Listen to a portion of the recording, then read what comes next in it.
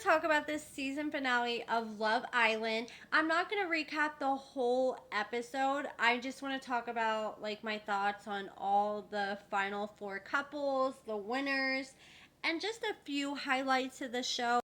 This was my first season of Love Island that I watched, and I wanted to cover it so bad, but I was really struggling to keep up with it because I didn't find out about it until like a week in. And I was trying to keep up every single day, but there's just days I was getting behind. And then there's days where I'm like, damn, this is too much, like a new episode every day. But now that there's no more episodes, I'm like having withdrawals. I'm like, damn, I kind of miss it. I can't wait for the next season. But let me share my thoughts. So, Pepe and Iris. So, I think they're super adorable together. They ended up coming in fourth place. Like, out of all the guys on the villa, I think Pepe is the hottest. But the thing is, I don't think Pepe ever truly got over Hannah. Like, he was trying to act like he moved on with Iris, and I do feel like he likes Iris. But I don't feel like he ever fully recovered from Hannah. And I have a feeling he's going to have a hard time not ever talking to her again once he does get out of the villa. I do believe they both live in California, so it's not like they live far from each other, so they're going to have plenty of opportunities to see each other.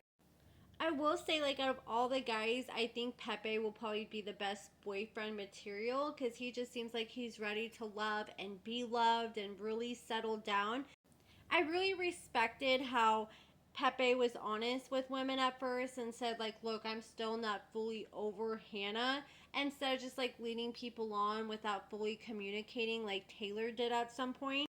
After they left the villa, Nick posted a Snapchat where you can see Iris and Pepe all cozy, close to each other. But Iris has just been recently spotted with TJ. She was hugging all up on TJ outside, and he followed her inside this building, which appears to be an apartment building. So it looks like they're definitely getting close. So I wonder if things with Pepe really didn't work out, or maybe they just decided to still keep things open so Pepe could maybe explore Hannah while she explores other options. And now I want to talk about Nick and Olandria. So I don't know, I might get some hate for this, but like both of them, I like the both of them. They seem like really nice people, but I'm not buying this whole relationship that they were trying to sell us. It was just so confusing because they send them home, and then out of all the people, they choose to bring them back as a couple, which I understand, like they're fan favorites, everybody at the villa liked them. I feel like if they were to bring somebody back, they should have brought back like Jeremiah and maybe like Hannah or something, but I don't know. But they decided to bring them back and make them a couple, and all the fans were like, oh my god, this makes so much sense. We've seen this from the very beginning. I didn't see it. Like, it seemed like neither one of them were each other's types typically. Ace revealed in an interview that Taylor said that he was not attracted physically to Olandria, and I kind of feel like Nick was the same way. Like, he was trying to force himself or trying to build on that attraction. But it was just weird to me because after Taylor didn't want Olandria and picked Clark over her, Olandria didn't have a connection, and usually you leave the villa at that time, but then they just kind of forced a connection between her and Nick, and they definitely pursued it, and even their own family and friends, and even a lot of the fans were believing in this relationship. And since they've left the villa, they've been hanging out nice and cozy with each other.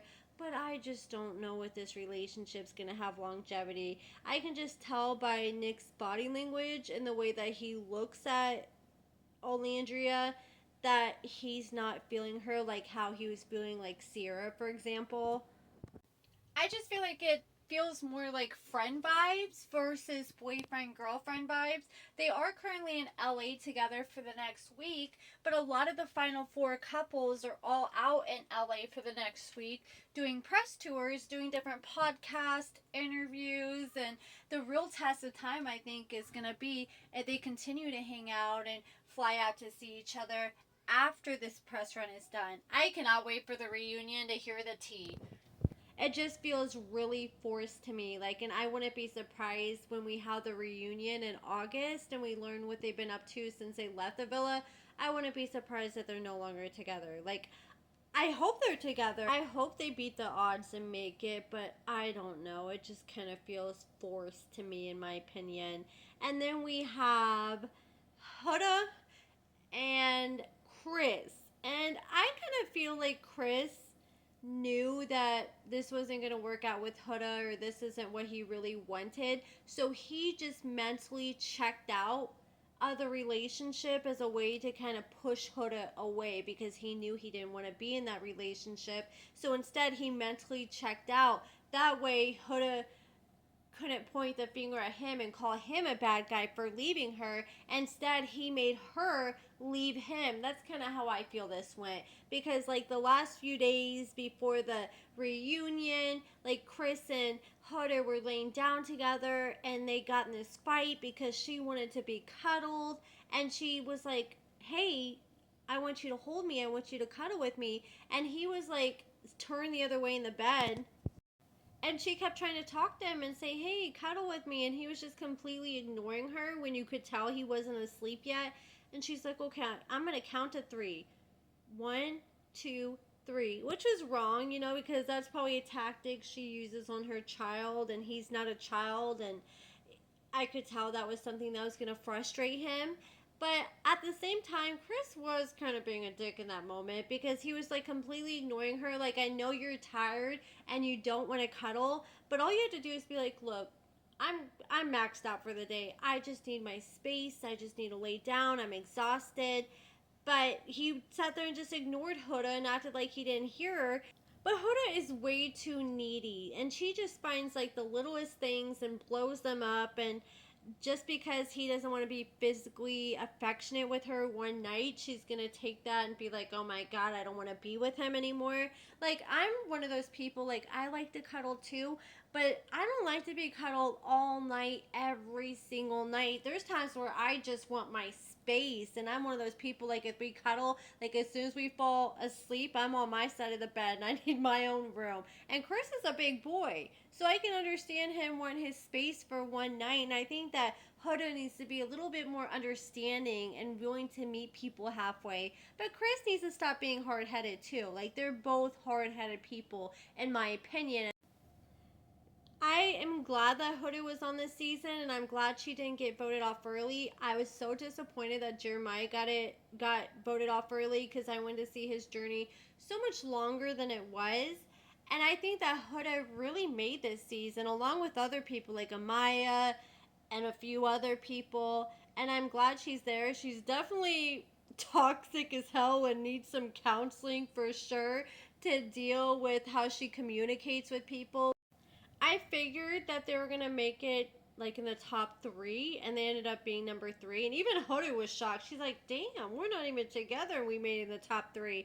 But that didn't shock me, honestly, because Hoda has gained a massive fan base. Like, she went from literally hundreds of thousands of followers to over 3 million followers since being on the show. Like, the girl is blowing up, and I can't wait to see her reaction to how much she's blown up on social media since going on this show. So she ends up sitting down with Chris, and Chris was like, I need answers on what we're gonna do.